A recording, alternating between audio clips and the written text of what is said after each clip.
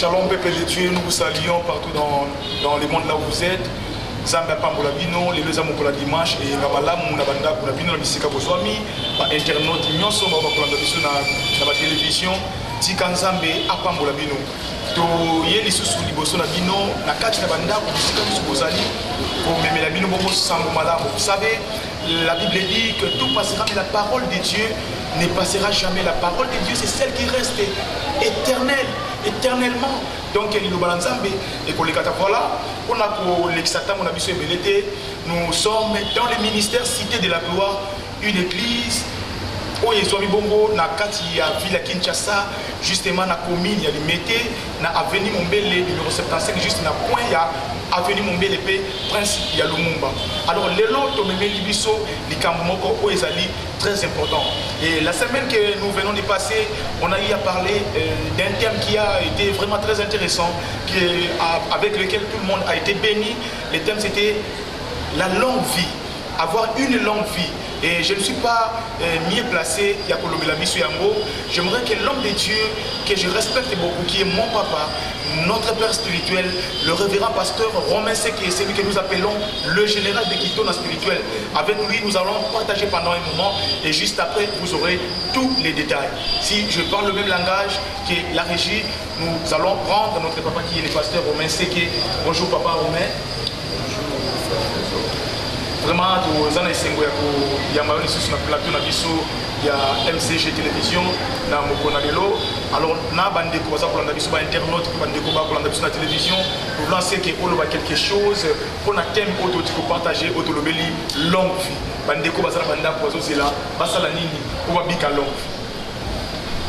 Merci. J'ai été inspiré par rapport à la bonne vie à Bali. Des mauvaises choses des autres les bonnes choses des autres mais pourtant la vie ça va prendre sur facilité belé ya ko ngela so tena ba ko zo na kezo ba Abraham na saisi des jours ils a passé pour le tour ba même donc ça va me ko ba salate amulo ba salate mais quand même c'est na moi il faut te tourner mikolo il faut bika pe bolam lokola tuzo tona mikolo te tuzo bika bolam mingi te okota likama malamu ngubela te ya mabende zo ngubela c'est comme moi j'avais dit longue vie mais na ndenge malamu papa Romain c'est kalobi longue vie na ndenge malamu ezwa mikolo et ezwa bata. Alors papa Romain nous voulons un peu savoir.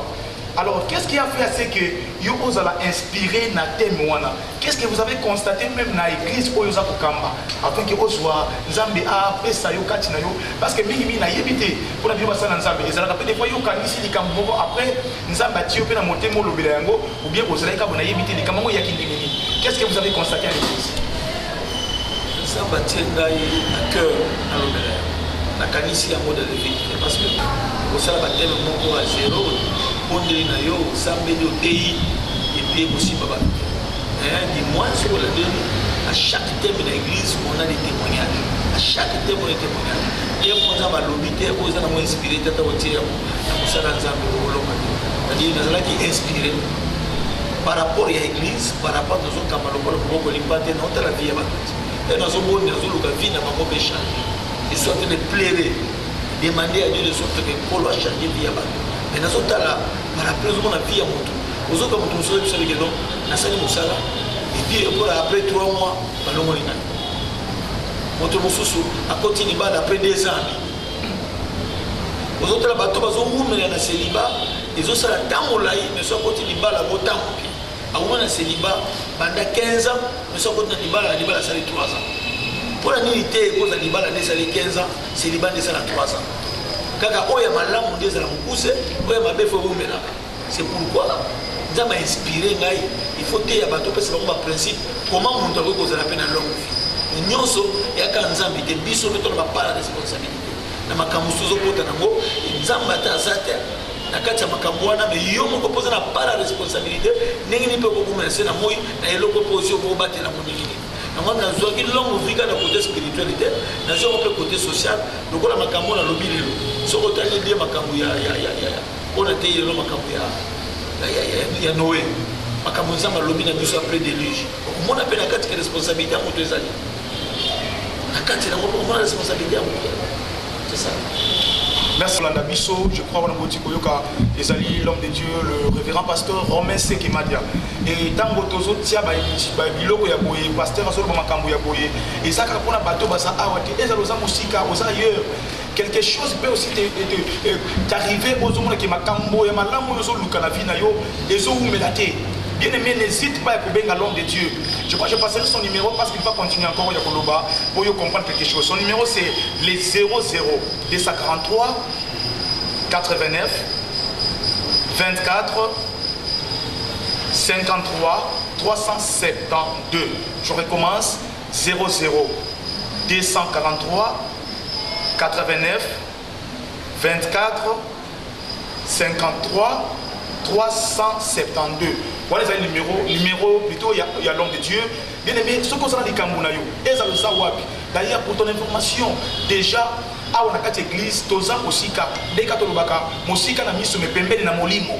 Moto na nzamba zo bonde la pona bato baza bisika nyoso, au baza les États-Unis, au baza na France, au baza na Bamboka Libanda. Oyo nyoso likambo esali, benga l'homme de Dieu, il va prier pour toi.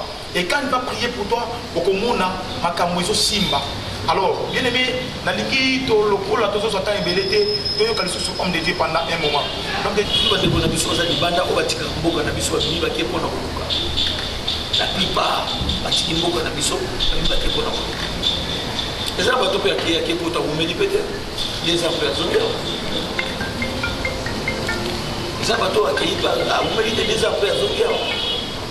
et puis, ils ont tout ça à l'église. À quel point ça a 18 ans. Ça a 18 ans, ça a 15 ans. Mais dans la médiocrité, ils ici était difficulté quand ils ont makamboza pour s'empirer de telle sorte que il y a une décision dans la famille qui a son mandat. Bengani était, chassé était, à ça de l'autre côté, 18 ans, 15 ans après, difficulté l'équipe. Pour ça, l'année, on s'est raté. Pendant 3 mois. Aoumela musala mbote pendant 6 mois, yemo s'est décidé, muto na poto atiki Congo pour la difficulté, à quel poto difficulté landié, et puis après 15 ans a s'est décidé à Kozonga. Même de l'homme a gagné lelo à Salaki, a s'est décidé à Kozonga. Parce qu'il a quitté. Arriba na boka. Pourquoi tu as pas vu ce matin dans la réussite? Non, c'est-à-dire longue vie, toujours l'obéir dans le sens que ceux qui montent à continuer à Likamamala ou à Oumela, na continuer à Libala. Et alors, mon frère, a vu Moussala wana koli nango, a tombé les mots bandaku, a beaucoup de bana, a bana wana va s'épanouir, timu qu'on a vu pension, les bana batikali bien, batikala bonheur. Mais il y a un mot moussou a vu Moussala, l'élo, sur le mec Moussala a passé, mais il y a un moussou riche en travail. À cause de l'élo, 3 mois après le moni. À côté de l'élo, 1 année après l'eau. À côté de l'élo, 6 mois l'eau. Il y a un riche qui n'a pas besoin, mais va l'arrêter. C'est une mauvaise vie. C'est-à-dire, jamais à Oumela ne l'eau comme Moko. Jamais à Oumela Moussala. Vous voyez, c'est normal.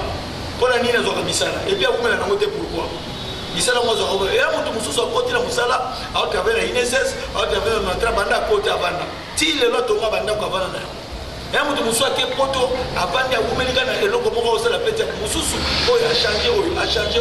Là, on a découvert ça pour nous, comment on peut y avoir pour qu'on a sonné. À mon sort, on a zongué au Salani. Donc, nous avons besoin de droit bien comment cause une longue vie, mais il y a bolam. Comment cause la vie à malam, mais il y a tant de moulaï.